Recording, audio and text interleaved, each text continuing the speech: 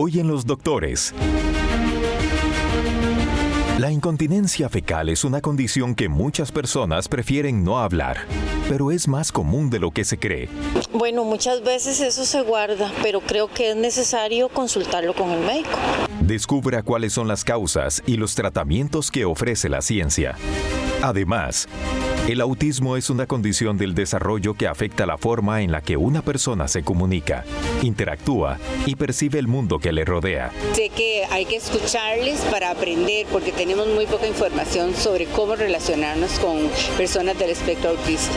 Les explicaremos cuál es la manera adecuada de tratar a las personas con este trastorno. Acompáñanos en la cita médica de Hoy en Los Doctores, con Pablo Campos.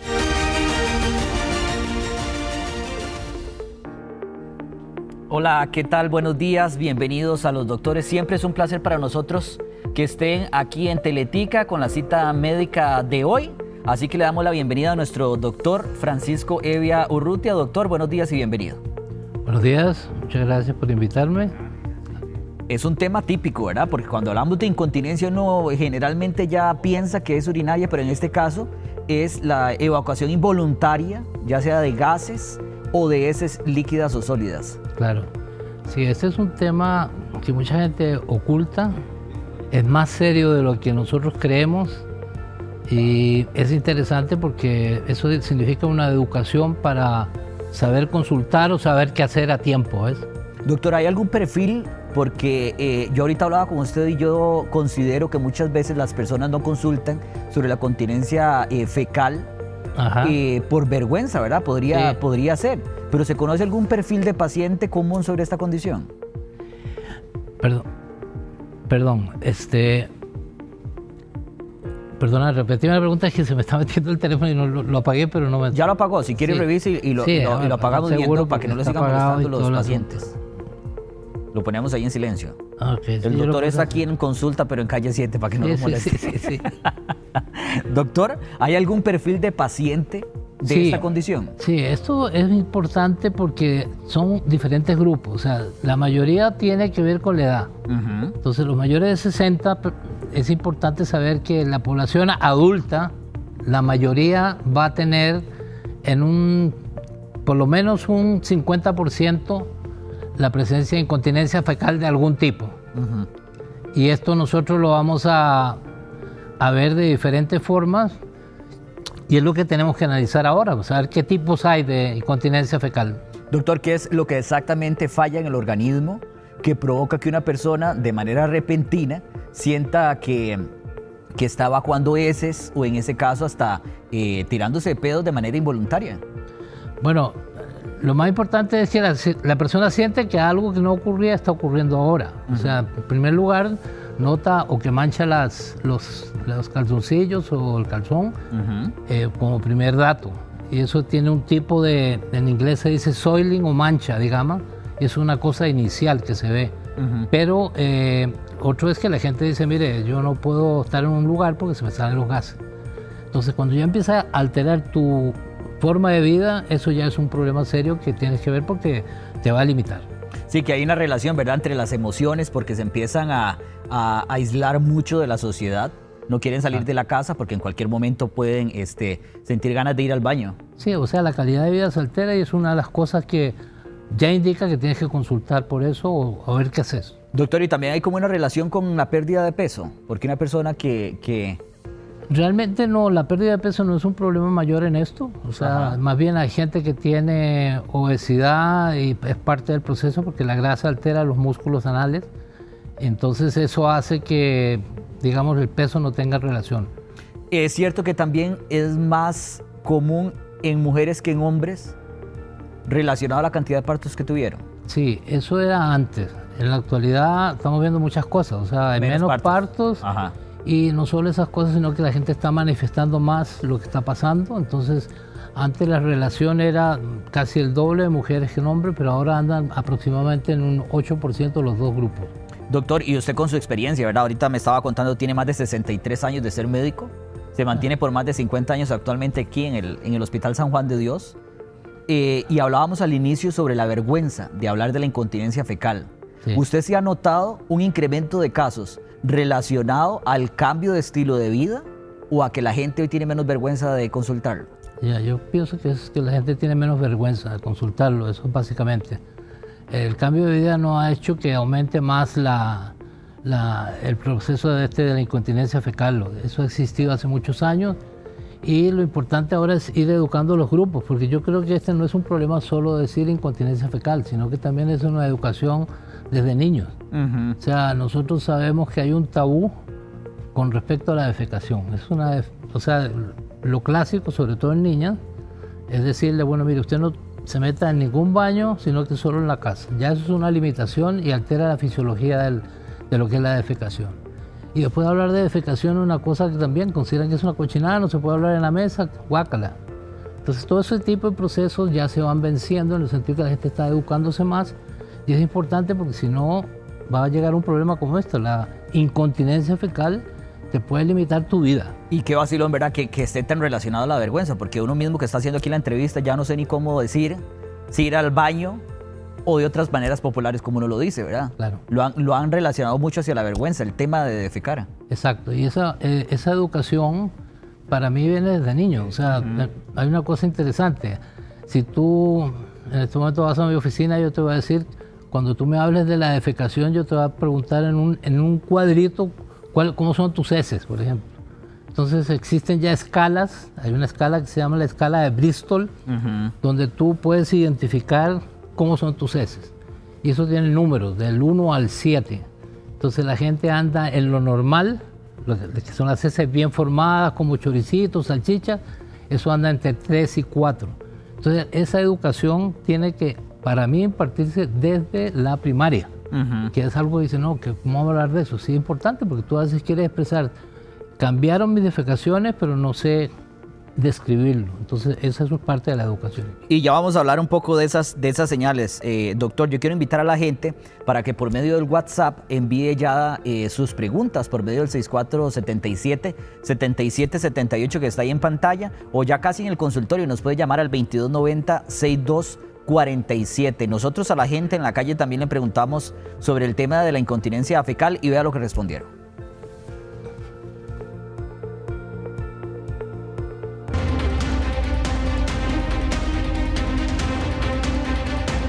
Es cuando no podemos retener las heces.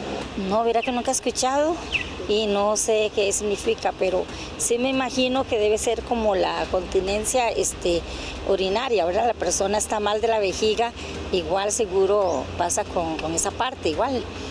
Que no aguantan y tienen que salir, va corriendo, o si no se hacen donde sea. Quizás la edad o alguna enfermedad en el sistema digestivo, en el colon. No sé si será los alimentos, tal vez. O que se aguantan mucho, tal vez, ¿verdad? De no ir al baño, eso puede ser también, sí. Bueno, muchas veces eso se guarda, pero creo que es necesario consultarlo con el médico. Yo digo que sí lo haría porque ya a estas alturas, ¿verdad? En el siglo XXI, que estamos, ya no le daría vergüenza porque de ahí se preocuparía por la salud, sí, por estar bien. Porque en mi caso yo haría eso, ¿verdad? Sí, eso no es nada de vergüenza de otro mundo, ¿no? De ahí sí lo haría uno. Doctor, las personas mencionaban mucho la comida. ¿Hay relación con los alimentos? Sí, claro. Si tú te acostumbras a esos cambios que producen los alimentos que tenemos todos los días, a veces que creemos que es lo normal, pero estamos comiendo mucha comida artificial.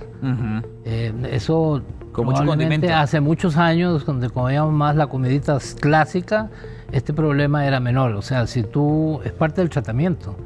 Digamos, si tú estás comiendo, digamos, comidas con mucha grasa, si las comidas son muy poco digeribles, no tienen fibra, son factores que van a afectar mucho este tipo de situaciones. Inclusive tú las bebidas que tomas, muchos tienen edulcorantes o muchos tienen colorantes. Todo eso influye para que tú puedas tener una buena digestión y si la digestión es mala, las heces se pueden salir.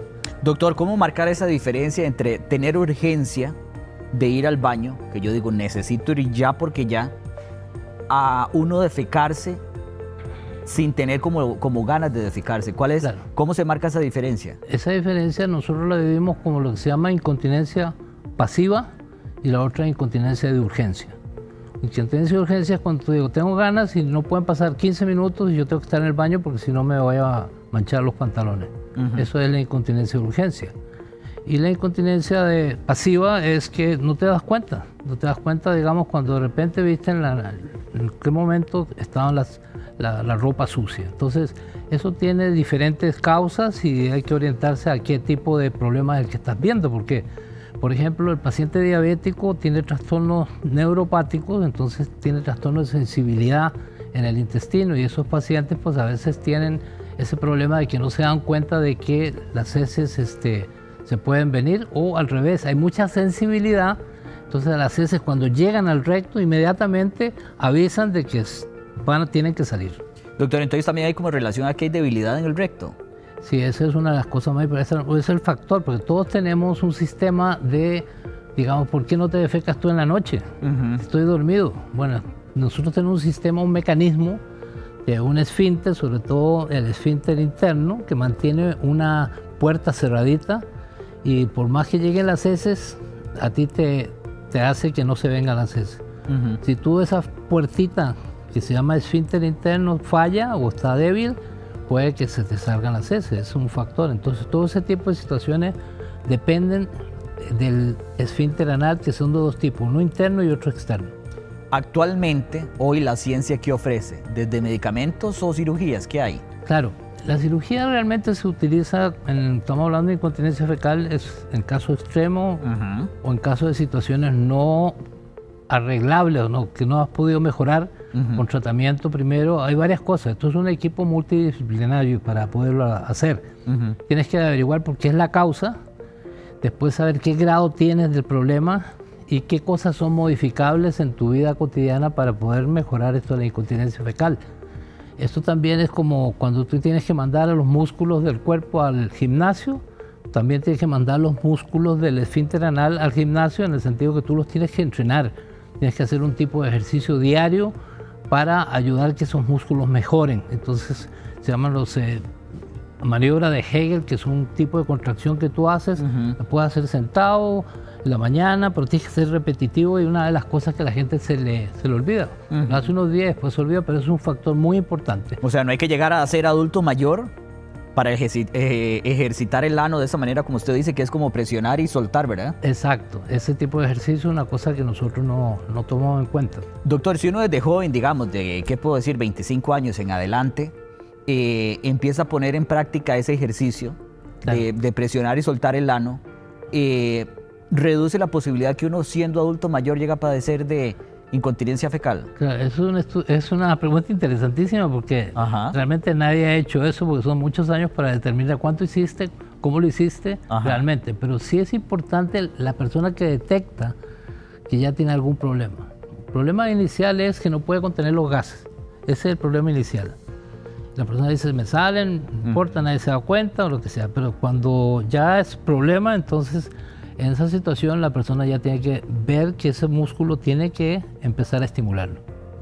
Que yo creo que ese es, más allá de las heces o de defecar, ese término de los gases o los pedos, ¿sí?, que a una persona se le salgan también representa un gran problema desde lo emocional hasta lo digestivo, ¿verdad? Exacto, es una situación también incómoda. Es una situación incómoda, más si la gente está alrededor y tus gases no son... que todo esto tiene que ver ahora con una serie de cosas que estamos hablando, que son los probióticos, que tienen que ver con todos los bichitos que tenemos en el intestino, que totalmente determinan muchos cambios que tenemos en el aparato digestivo. Ya aquí estamos empezando a llegar muchas preguntas, vea, y eso me encanta porque lo hablábamos al inicio, yo sé que hay mucha vergüenza, nos reprimieron desde muy pequeños al hablar de estos temas y yo sé que aquí en Los Doctores siempre nos gusta hablar con transparencia y con tranquilidad todos estos temas que son completamente normales, doctor. Antes de pasar al consultorio, doctor, así de manera puntual, ¿cuáles son esas señales que la gente tiene que considerar desde ya sin importar la edad para saber o que padece o que puede llegar a padecer de incontinencia fecal? Ok, bueno, si hablamos de las mujeres, hay una situación importante porque, digamos, mucho se asocia a problemas en el parto. En el parto, en el sentido que el niño era muy grande, que el parto fue muy largo, que hubo que usar forceps para poder sacar al niño, Y esas personas pueden tener un problema que no se dé cuenta, o si dio cuenta al inicio y en los primeros 3 meses se va a recuperar, pero usualmente aparece después de 12 años, aparece el problema ya en forma mayor, cuando la persona es mayor y no asocia que el parto fue la causa.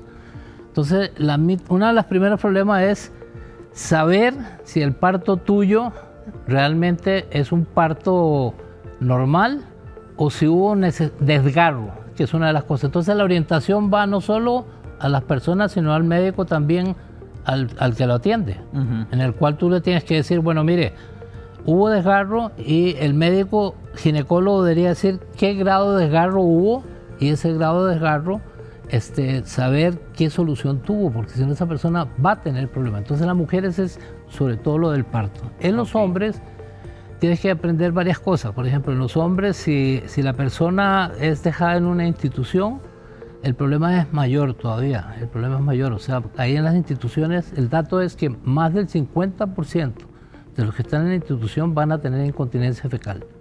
Y eso se va a deber a que hay varios factores en la institución, aunque lo atiendan muy bien, depende de situaciones, de gente que esté alrededor. Entonces la persona a veces quiere ir al baño, no puede ir al baño, y va perdiendo los reflejos mayores todavía a pesar de la edad. Entonces todos esos factores influyen dependiendo del grupo. Y después si tuviste una cirugía, también si tuviste una cirugía en este momento que fue por el hombre, por un problema de próstata, es decir, una apertura del abdomen para quitar la próstata, entonces todo eso también puede generar problemas mayores. Perfecto, doctor. Son las 10:17 de la mañana. Nos vamos de una vez al consultorio.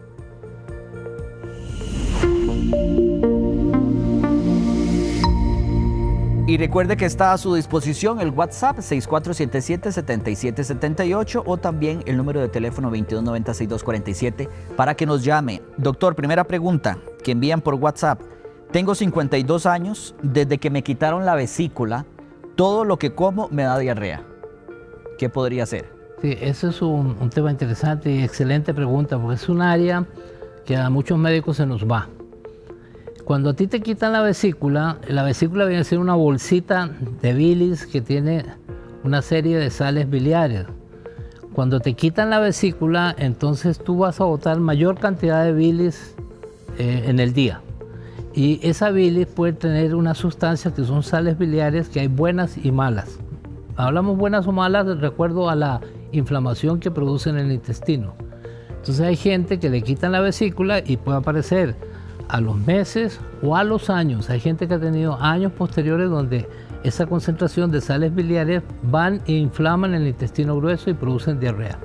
Y esas diarreas o incontinencias entonces se mejoran con algo que bloquee esas sales biliares. O sea, hay medicina que uno da y hace que esas sales biliares no irriten su intestino, y la persona mejora con esto con un tratamiento específico. Perfecto. Vamos a recibir vía telefónica a doña Mari desde Desamparados. Buenos días. Buenos días, Pablito, felicitarlos por ese tema tan importante. Más bien estaba diciendo hace tiempo que lo tocara. Muchas gracias, es para usted. Para hacerle una consulta al doctor. Doctor, buenos días. En mi caso, yo tengo 7 años de padecer del síndrome de intestino irritable. En mi caso, yo tengo que usar toallas todos los días porque mis heces son pastosas, como el Gerber. De hecho, o sea, yo padezco de incontinencia fecal, como te digo, hace 7 años.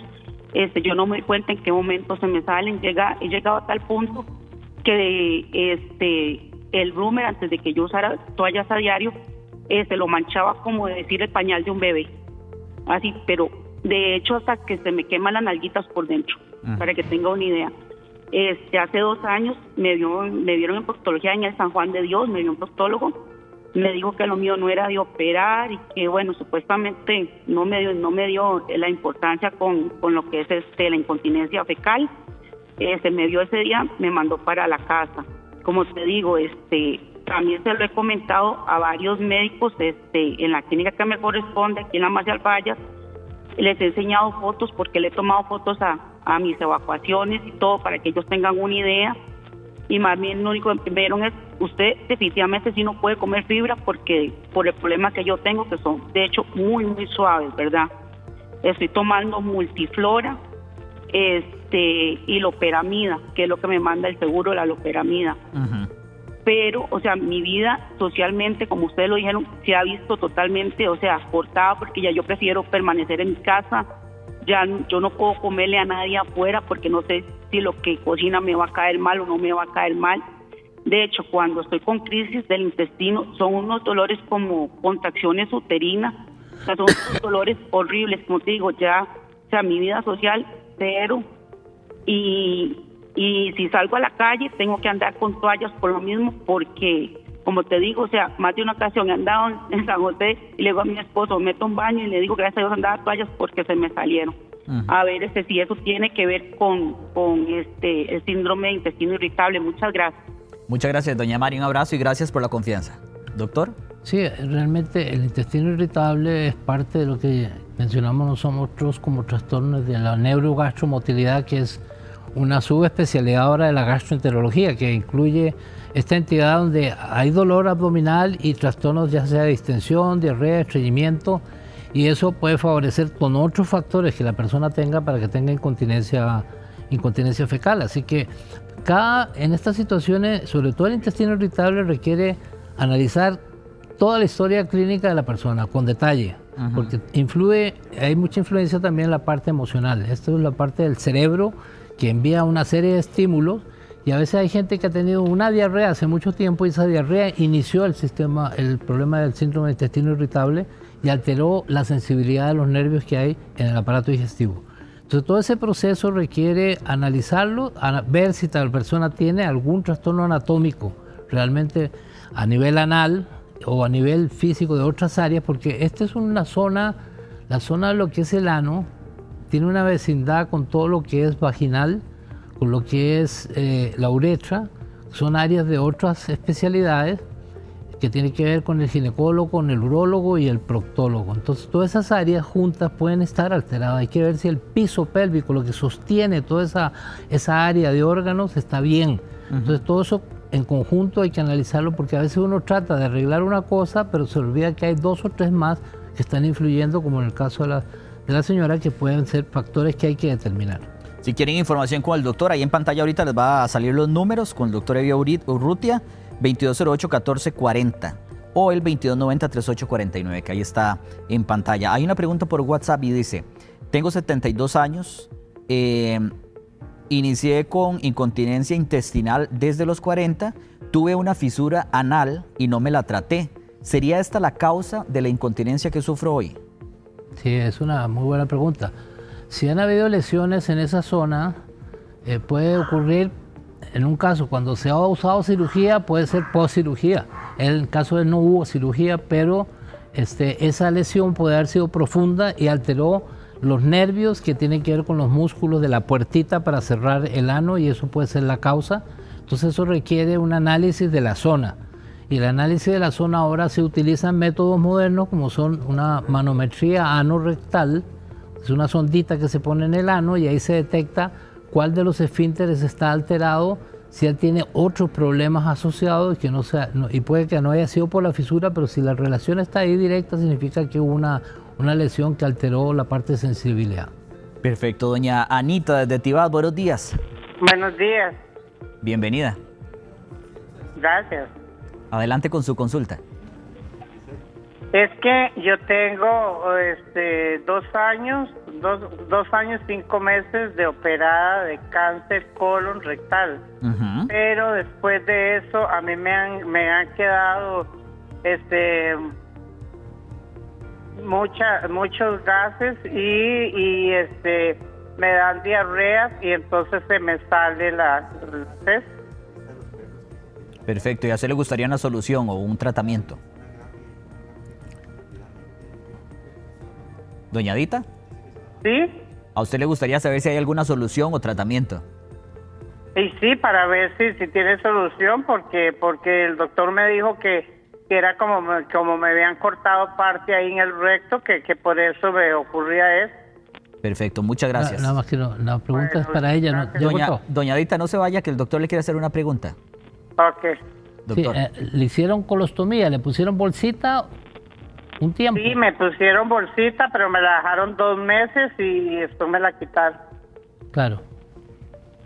Perfecto, ¿no? Eso es un problema que es frecuente, sobre todo si el cáncer era colorectal, o sea, en la parte final del intestino grueso.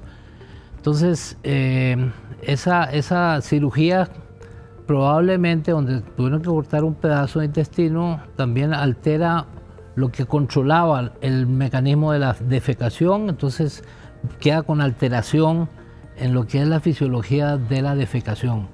Entonces, eso tiene que ver en el sentido de que puede alterar su flora intestinal, por un lado, puede alterar lo que es la función defecatoria, y en ese lado había que ver si ella también tiene algún trastorno asociado en la parte del ano.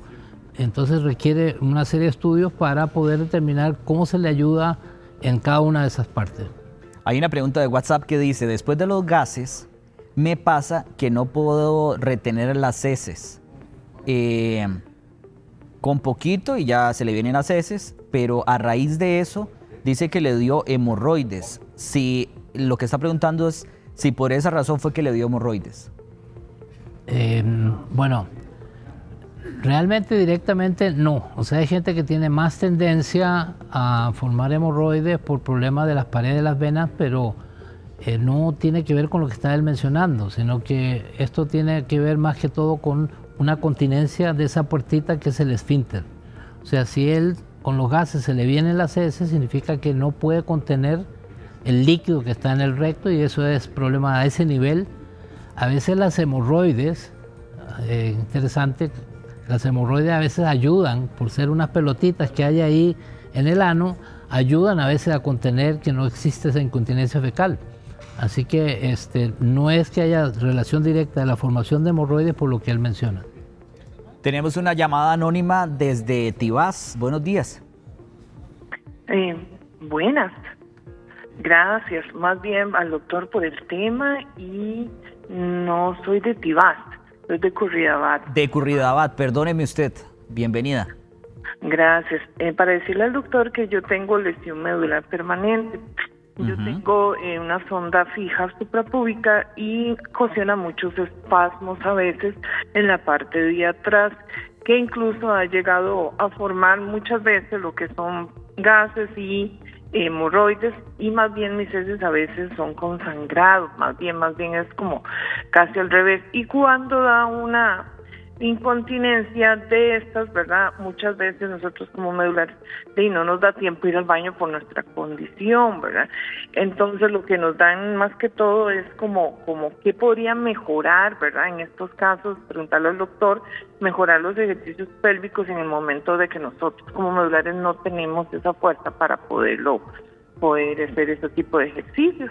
¿Qué tipo de tratamiento mejoraría para eso? Y yo soy una paciente que me cuido mucho con las comidas, como comidas mucho más bien blandas para evitar esa situación. Muy amable, gracias. Muchísimas gracias, que tengan lindo fin de semana. Pregunta específica, no se la entendí bien, perdóname. ¿Perdón, doctor? La pregunta específica era...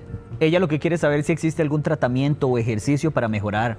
la incontinencia en un momento. Exacto. Claro, sí. Sí, ese tratamiento, digamos, es local, en el sentido que uno lo hace, que son esos ejercicios de Hegel, que contrae uno el ano y lo contrae, digamos, durante 3 segundos y lo relaja. 3 segundos lo relaja, y eso lo puede hacer, digamos, por unos 5 a 10 minutos, y ojalá lo haga en la mañana y en la noche. Pero eso tiene que ser continuo. Lo ideal es hacerlo cuando se va a acostar, se acuesta, antes de dormirse, hacerlo de ejercicio, y en la mañana cuando se despierta. Además, si la persona tiene trastornos del piso pélvico, la gente tiene además asociado incontinencia urinaria, significa que el resto del piso pélvico, donde sostiene todos los órganos de esa zona, están alterados. Hay ejercicios en gimnasio o lugares donde se explica cómo mejorar el piso pélvico con cierto tipo de ejercicio. Perfecto. Ahí en pantalla les vamos a dejar los números de teléfono del doctor Hevi Urrutia. Doctor, muchas gracias por acompañarnos, por hablar de este tema tan importante. Muchas gracias a ustedes. Están tocando áreas que necesitamos educarnos todos mejor para una mejor calidad de vida. Así que si la gente quiere repasar esta entrevista o la quiere compartir, en teletica.com o en YouTube. Ahí usted busca a los doctores Teletica y puede repasar esta información. Ahí están los números del doctor. Que tengan un descanso por un ratito, porque ya venimos con la segunda entrevista que yo sé que les va a gustar mucho. Así que invitados para que sigan en Teletica. Ya venimos.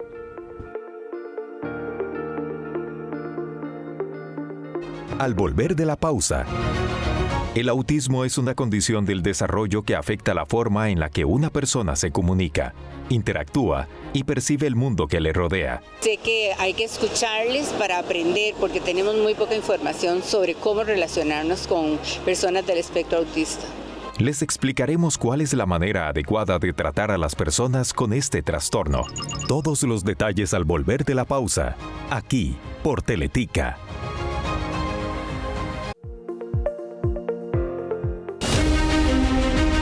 Este lunes en Los Doctores, los trastornos mentales son considerados la principal preocupación de salud de las personas por encima del cáncer. La soledad, la depresión, la ansiedad y otros trastornos modifican el estilo de vida en todo el mundo. Les daremos herramientas para mejorar su estilo de vida y controlar estas condiciones. Los esperamos a las 10 de la mañana por Teletica. 10:33 de la mañana, gracias por continuar con nosotros y este invitado especial que tenemos aquí en el set de Los Doctores. Pero no solo tenemos tenemos otros dos y a un doctor invitado, Peris Aymerich, terapista ocupacional. Doctor, buenos días y bienvenido. Buenos días, muchas gracias por la invitación. Y lo invitamos porque hoy vamos a hablar de la integración de las personas con espectro autista y cómo los animales pueden ayudarlos y otra serie de juegos para una serie de terapias que vamos a conversar a continuación. Doctor, así que bienvenido y muchas gracias por estar con nosotros. Para servirles. Gracias por traer a estos invitados tan especiales. ¿Cómo se llama él? Mateo. Mateo, el Clemens, café. Clemens y Horus. Que se está bien dormido ahí, ¿verdad? Doctor, ¿de qué manera se utilizan los animales para terapias, en este caso personas con el espectro autista? Bueno, realmente existen especialidades en el área relacionada con terapia asistida, ¿verdad? Está la terapia asistida con animales, están terapias relacionadas con la parte de soporte emocional, pero ellos asisten de forma muy interesante, ya que abarcan muchos campos relacionados con la parte emocional. Un ejemplo, trabajamos con familias, trabajamos con el niño que quiere estar con el perro, jugar con él, e inclusive hacemos actividades lúdicas en algunos momentos con ellos, pero más que todo mucho soporte e interacción emocional con ellos. Y esa interacción de la que usted habla, por ejemplo, los animales, ¿ustedes vieron esta cosa tan hermosa, cafecita? ¿Qué interacción o contacto directo existe entre un animal como estos, que uno los ve muy pasivos y tranquilos, y las personas con autismo? Sí, nosotros nos focalizamos mucho en lo que es el abordaje más todo integración sensorial a través del juego. Ellos permiten establecer como esa vinculación afectiva con el animal a través de experiencias sensoriales. Como por ejemplo, el contacto piel con piel, la parte a nivel táctil les ayuda a regularlos bastante a nivel sensorial. Utilizamos juegos y actividades muy interactivos donde ellos puedan establecer obviamente los objetivos necesarios, ¿verdad? Sí, qué lindo. Yo estoy enamorado del perro. Está muy lindo. Doc, ¿tiene que ser un perro en especial? O en este caso, perro puede ser otro tipo de animal, ¿verdad? También. ¿O son perros entrenados de manera adecuada? No, existen entrenamientos, ¿verdad? Existen especialistas que se encargan de lo que es la parte de entrenamiento y formación específicamente del animal. ¿De qué forma le ayuda este contacto, o en este caso esta terapia, a los niños o personas con autismo? ¿Qué les empieza a desarrollar? Nosotros nos focalizamos mucho a través del juego. El juego tiene que ser juego propositivo. Tiene que ser juego con objetivos claros y establecidos. Nosotros desarrollamos habilidades, obviamente en la parte sensorial, va muy focalizado ese abordaje, donde los niños reciben información a través de los sentidos, ya sea a nivel táctil, a nivel propioceptivo, a nivel vestibular. Hacemos actividades dentro del proceso de intervención y ellos han sido una alianza muy interesante en el proceso y en el abordaje. De hecho, yo quiero invitar a la gente para que envíe preguntas por medio del 6477-7778 por WhatsApp, o ya casi vamos a abrir el consultorio para que usted le haga preguntas al doctor. También le hicimos preguntas a la gente en la calle, porque hoy queremos que todos aprendamos a tratar a las personas con autismo y que les podamos ayudar también de manera positiva para que todos estemos involucrados con el mismo peso sobre esta sociedad. Así que vamos a ver qué dice la gente.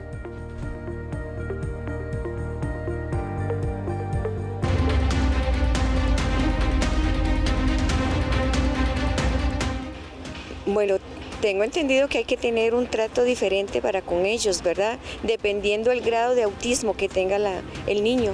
Sí, así es como se debe de tratar. Tener cierto cuidado, ¿verdad? De lo que hacen, cómo lo hacen, estar pendiente de ellos, en dónde están, cómo están, qué están haciendo.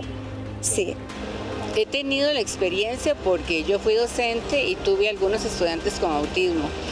Y sé que hay que escucharles para aprender porque tenemos muy poca información sobre cómo relacionarnos con personas del espectro autista. No tengo mucho conocimiento, pero creo que es importante educarse al respecto. Doctor, se habla mucho, por ejemplo, de algunos comportamientos, ¿verdad? No vamos a generalizar, de personas con autismo que están, por ejemplo, algunos resultan violentos, otros más dispersos. ¿Todo este tipo de terapias o este involucramiento con los animales los ayuda a controlar esos comportamientos? Sí, claro. Bueno, nosotros siempre dentro de la formación tenemos una especialidad que se llama integración sensorial. La integración sensorial es la forma en la cual nosotros, los seres humanos, recibimos la información a través de los sentidos y los organizamos a través del sistema nervioso central. En el caso de los niños, nosotros nos focalizamos mucho en el juego, porque el juego es el rol del niño. Entonces, de ahí viene el anclaje para poder establecer los beneficios y objetivos establecidos. Nosotros jugamos con el niño. Tiene que ser una interacción muy amena, muy natural, bajo un modelo ecológico. Nosotros le llamamos modelo ecológico al ambiente de forma natural donde se desempeñan las personas.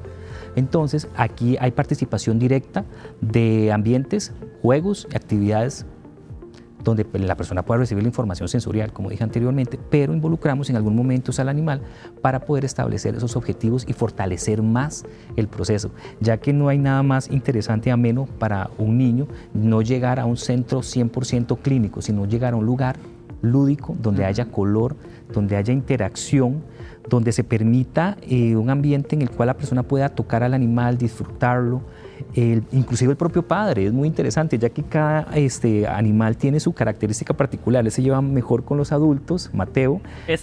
No, Mateo, el blanquito. El blanquito. Sí. Clemens y Horus, más que todo, trabajan más con los niños, en interacciones más dirigidas, y es muy interesante, ya que buscamos que el ambiente sea lo más ameno posible. Doctor, cuando usted habla de juegos o involucramiento, ya sea con niños o con adultos, ¿nos podría explicar o ejemplificar cómo son esos juegos? Sí, es interesante tener bases sensoriales. Lo primero que tenemos que saber es que los niños, y en general niños, adolescentes y adultos con autismo, necesitan tener una organización a través de los sentidos. Hay chicos con autismo que son hipersensitivos a nivel táctil, niños que son más bien buscadores de sensaciones, son los niños que andan corriendo de un lado al otro, el contacto visual, la parte a nivel auditiva, son hipersensitivos a nivel auditivo. Entonces nosotros tenemos que hacer un proceso de evaluación clínico profesional con objetividad. Utilizamos pruebas estandarizadas. Posterior a ese proceso de evaluación, nosotros desarrollamos el plan de intervención, obviamente a través del juego. Y ya en el juego ya es donde establecemos los objetivos más claros, como por ejemplo, si es un niño que tiene cierto compromiso en la parte táctil, que no le gustan las texturas, que andan de puntillas, de talones, que hay cierto compromiso en la parte educativa a la hora de hacer sus actividades de la vida diaria, como engomar, utilizar ciertos materiales educativos, nosotros jugamos con ellos.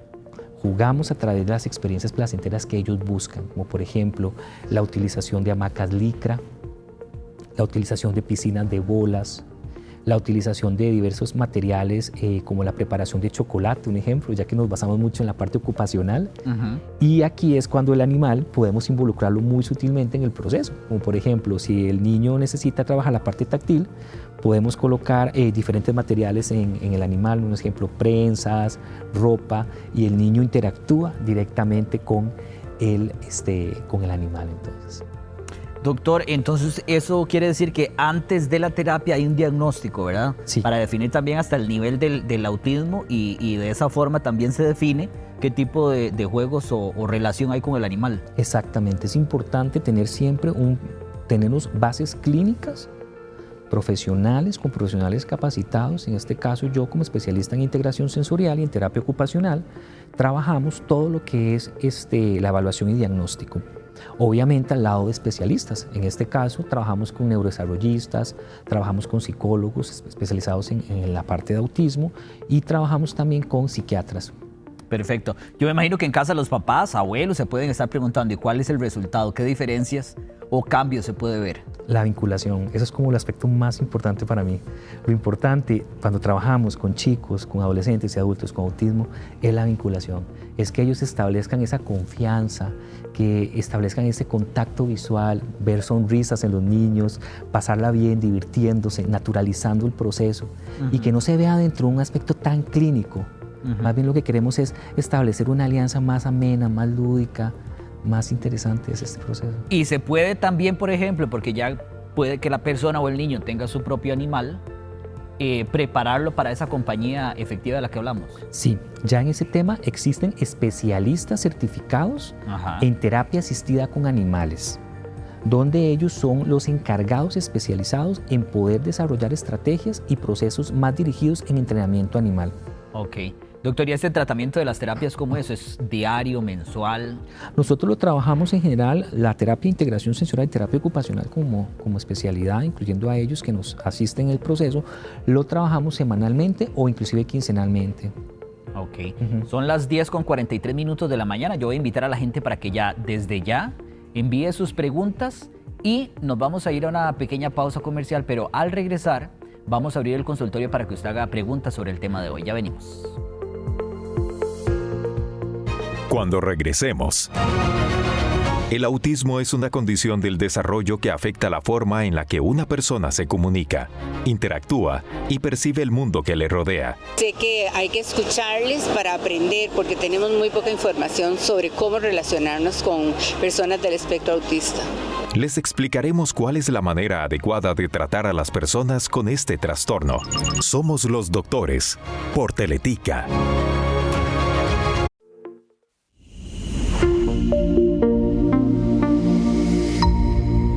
10:46 de la mañana, gracias por continuar con nosotros. Nuestra cita médica de hoy, en esta segunda parte, estamos hablando de cómo los animales juegan un papel importante en la terapia de las personas con el espectro autista. Así que usted ya puede hacer sus preguntas por medio del WhatsApp 6477-7778, nos puede llamar por teléfono. Aquí hay una pregunta de alguien que dice: necesito saber, un joven de 14 años que es adoptado tiene el espectro autista. A veces es rudo con los animales y tenemos varios. ¿Qué nos puede aconsejar? Sí, bueno, es importante primero una evaluación más exhaustiva. Nosotros por lo general evaluamos bajo varios modelos de intervención. Lo primero es una evaluación de un programa que se llama integración sensorial, como mencioné anteriormente, sería un perfil sensorial. Es importante para poder determinar si realmente el niño o el adolescente, en este caso, es por aspectos más conductuales o es por aspectos sensoriales, ya que hemos visto chicos o adolescentes que son muy bruscos, muy toscos a la hora de abrazar, agarrar a las personas, y no es por aspectos netamente conductuales, pueden ser un trasfondo más sensorial, que anden buscando mucha información como presión profunda o tacto profundo o propiocepción. Ok, tenemos doña Dinia Campos, vía telefónica desde Curridabat. Buenos días. Doña Dinia. ¿Me escuchan ahí? Sí, te escucho, bienvenida. Gracias, muy amable. Doctor, mira que para el autismo, yo tengo un nieto con autismo, va a cumplir 11 años y es súper inteligente. Generalmente en nuestro país no había antes, había un mito, ¿verdad? Era un mito hace mucho tiempo que este tipo de condición no se trataba. Sin embargo, quisiera contarle mi experiencia como abuela, que el autismo de él es más que todo de comunicación del habla, y que ahorita, digamos, están los chicos en aula abierta. Pero sí me gustaría preguntarle al doctor que si esa condición, digamos, del autismo es hereditario o genético, porque recuerdo que en mi familia no hubo este tipo de condiciones, ¿verdad? Actualmente.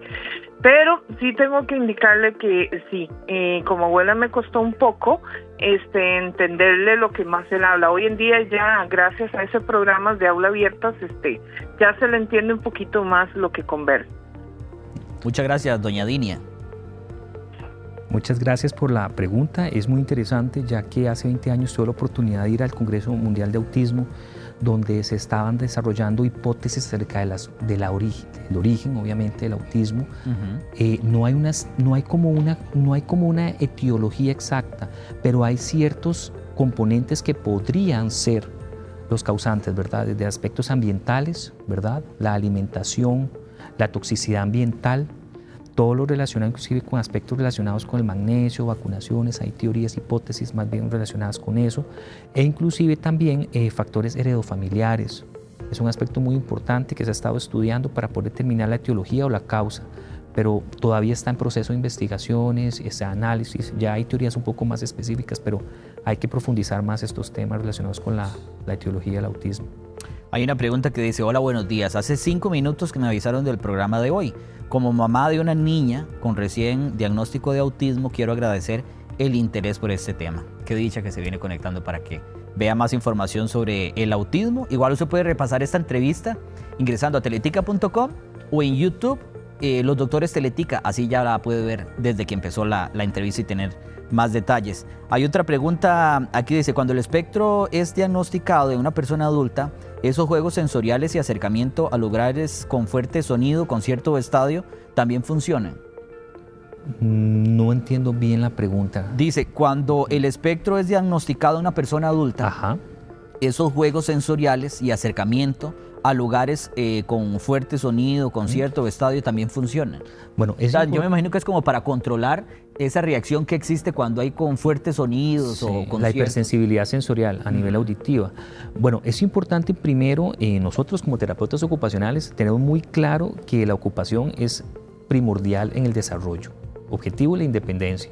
Nosotros nos basamos en la edad de la persona, y si estamos hablando de un adulto, nosotros en el juego tendría que tener ciertas características, ya que podríamos llegar a un proceso de infantilización. No queremos eso, obviamente, en la población adulta. Lo que nosotros buscamos más bien son estrategias sensoriales que permitan que la persona pueda regularse o modularse.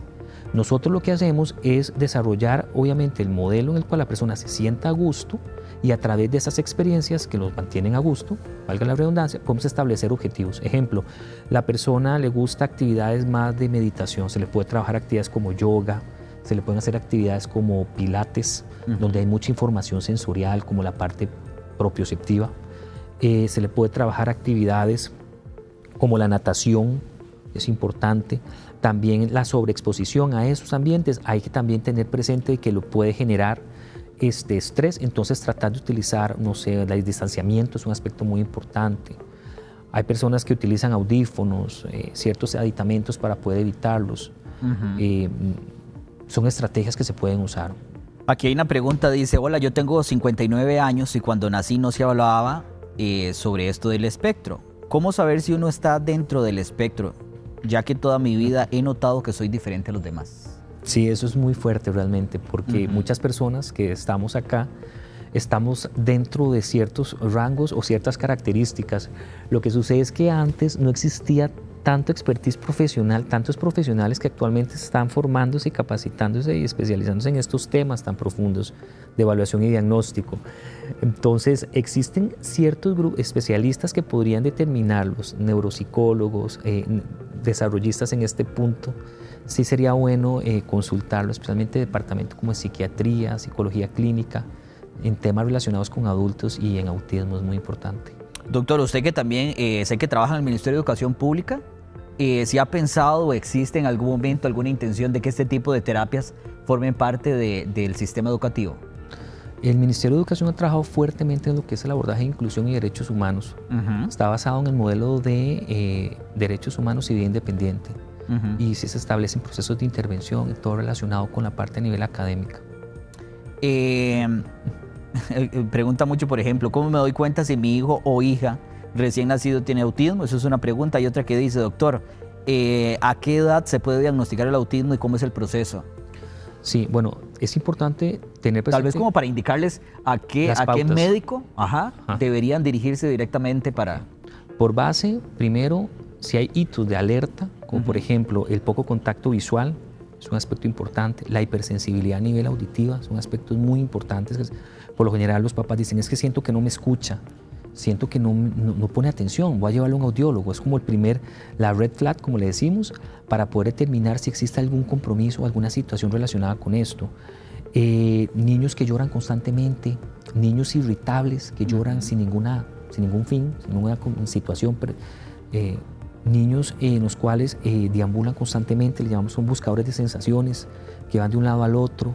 Son ciertas características que podemos determinar.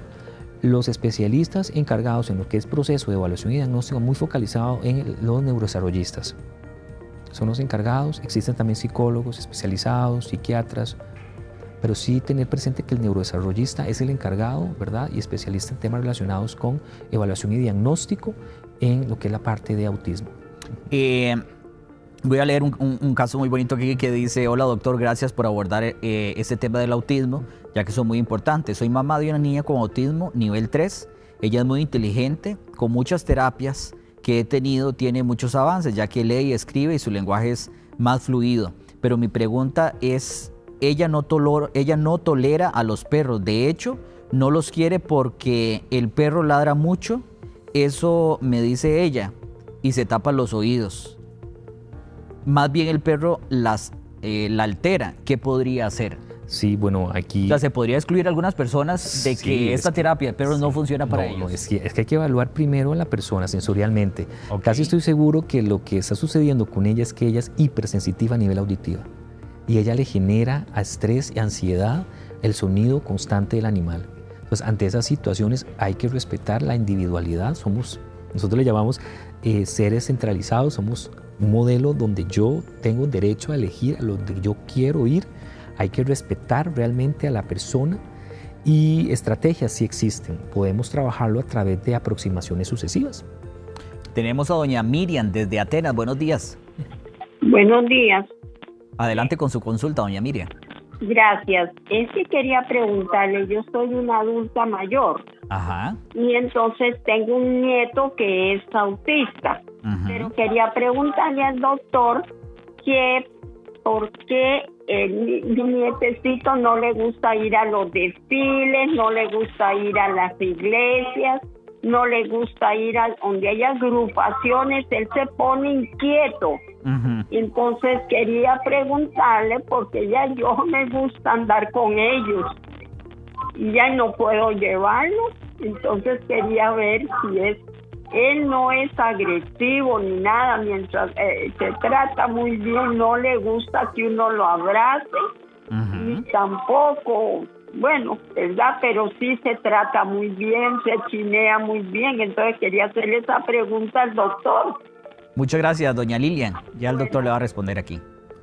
Doña Lilian, muchas gracias realmente por compartir esta experiencia. Para mí es muy importante, ante todo, mencionarles que una de las pasiones mías es estar con las familias. Es uno de los temas más importantes, que puedan comprender, realmente entender la situación presente. Lo que sucede, doña Lilian, es que en cierto grado hay que evaluarlo más detalladamente, pero por las características que usted me está dando, la posibilidad es que el niño esté hipersensitivo a nivel auditivo. Nosotros le llamamos un desorden del procesamiento e integración sensorial. ¿Qué es esto, doña Lilian? Lo que sucede es que a veces los niños perciben un poco más fuerte los sonidos, son muy reactivos. Entonces, ¿qué sucede en estos casos? Repercute en sus actividades de la vida diaria a nivel básicas, actividades de la vida general instrumentales, el juego, recreación, el tiempo libre. Entonces es un aspecto muy importante. Por eso, como le digo a los compañeros, aquí la base del desarrollo es el procesamiento e integración sensorial, porque si yo sensorialmente me encuentro organizado, yo voy a dar respuestas funcionales. Uh-huh. Un ejemplo claro, lo que está pasando ahorita con los compañeros. Estamos visualmente activos, auditivamente, es un ambiente con una temperatura agradable, me siento bien emocionalmente. ¿Por qué? Porque sensorialmente la información llega de forma correcta. Estoy en un proceso de regulación, modulación.